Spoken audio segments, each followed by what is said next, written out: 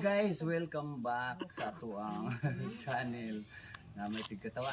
Okay, welcome back sa tuang channel guys. No, shout out sa ating mga ka-it's from Luzon, Visayas at Mindanao.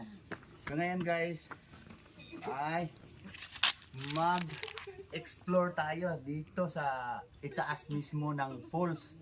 Nasa itaas tayo mismo ng falls guys. Itong falls guys na ito ay napakahaba po.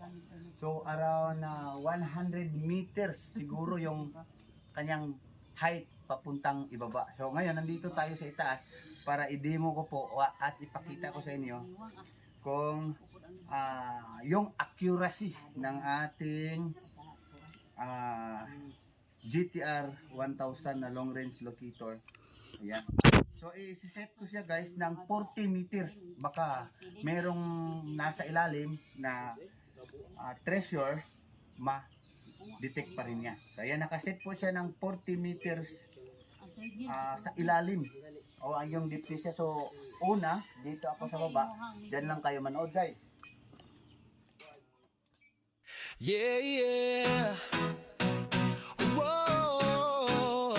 Oh, oh, whoa. Sa bawat bundok, sa ilalim ng lupa, may kwento ng yaman, naghihintay makita. Sa LTHP TV, sama-sama tayong tutok. Treasure hunting journey, siguradong sulit ang bawat hakbang at pag-usok. Scanning, decoding, remapping sa daan. Bawat signal ng gadget, may lihim na kayamanan. LTHP TV, kayamanang natatagpuan. Sa exploration, nandoon ang kasagutan. Di lang yaman kundi kwento ng bayan.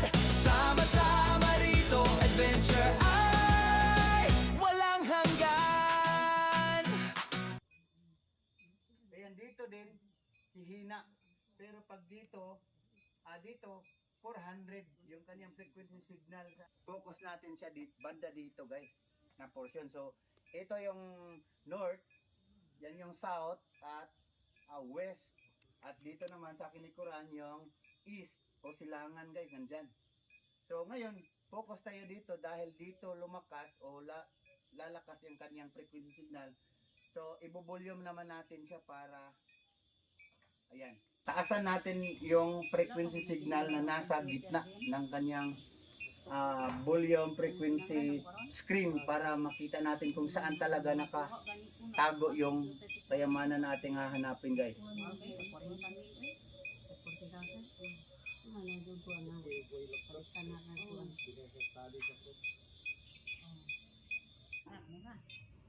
Butangi din upo ko mama nga gata.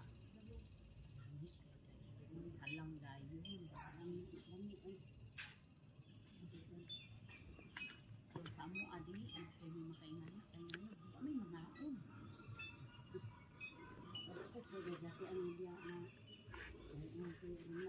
na.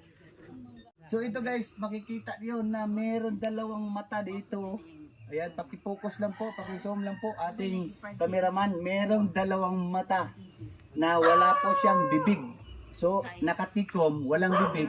Ibig sabihin, nandito lang po yung treasure guys. Wala sa kanyang mata na tinitignan o sa harap. Kasi wala po siyang bibig, nakatikom. So, ibig sabihin, treasure hides the rock.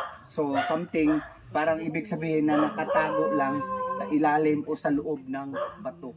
So dito talaga dalawang GTR, dito ang confirm niya. Dito talaga yung target niya at saka yung sound mode ng ating GEM.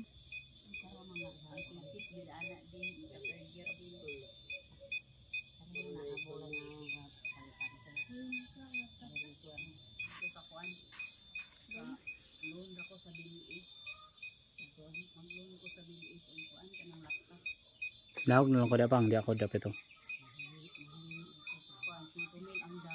Kaya medyo ngit-ngit yun dyan. Kuha na ko.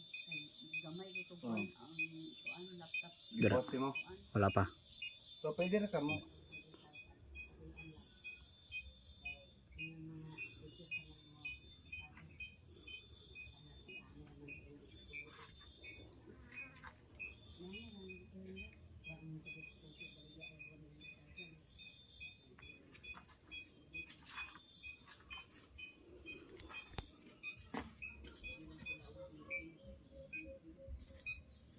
Ayan guys, explain ko sa inyo guys yung nakuha ng ating GTR locator.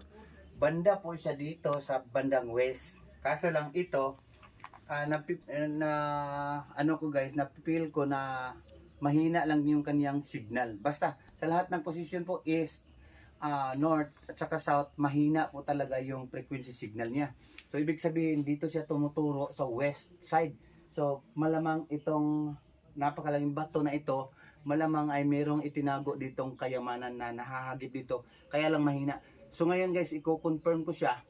Gagamitin ko yung aking magnetometer 3D. Pagkatapos nito guys, na i-confirm ko dito sa GTR.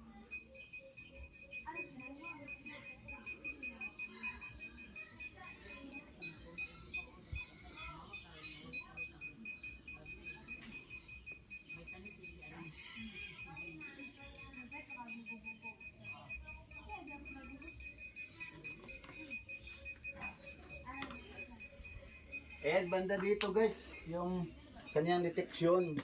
Yan, banda dyan.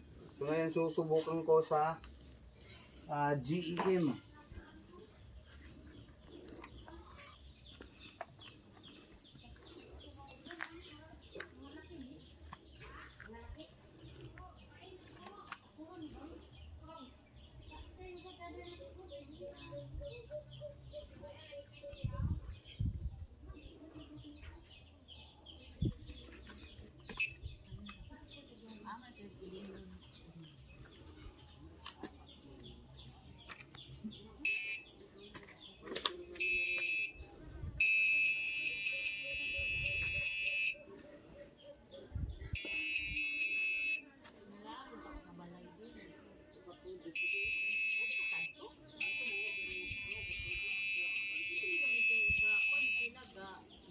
Sila dito kaantuan siluwit dito gagsin mo sa siluwit bilibilian